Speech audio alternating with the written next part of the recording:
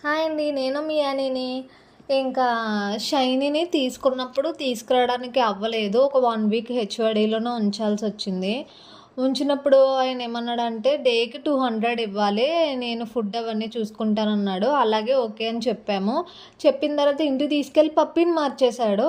నేనేమో పప్పీని మార్చేశాడు అని చెప్పేసి అంటే, వాళ్ళేమో కాదు అని చెప్పేసి అన్నారు. తీరా ఎళ్లి చూస్తే పప్పీని నిజంగానే మార్చేశాడు. ఎళ్లి అడిగితే సారీ బై మిస్టేక్ అలా అయిపోయింది అని చెప్పేసి అన్నాడు. అలా ఎలా మార్చేస్తాడో వాడికి తెలీదా? పప్పీ ఏది తీసుకున్నామో ఏది హాయ్ అండి. నేను పట్టుకెళ్ళమనేది మీ తెలీదా? యానిని. ఇలా ఇందాక ఫేక్ చూడండి పీపుల్స్ చాలా స్నానం మంది చేపిచ్చాను ఉంటారండి. దీనికి. అలా అని స్నానం చెప్పి చేపిస్తే అందరిని బుద్ధి అనట్లేదు. లేకన్నా ఈ కొంతమందిని స్టిక్ అంటున్నాను. కోసం ఇలాంటి అరుస్తుంది. వేస్ట్ గాళ్ళు, కావాలని కింద వేస్ట్ ఫెలోస్ పడేస్తుంది. ఉంటారు.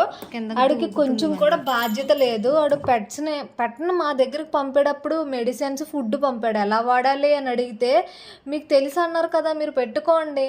నన్ను అడుగుతారేంటి? నాకు సంబంధం లేదు. నా దగ్గర ఉన్నంత సేపే నాకేదన్నా. మీకు ఇచ్చేసాక నాకు ఏమీ సంబంధం లేదని చెప్పేసి ఇంకా వాడు కాల్ కట్ చేసేసాడు. చాలా కోపమొచ్చింది.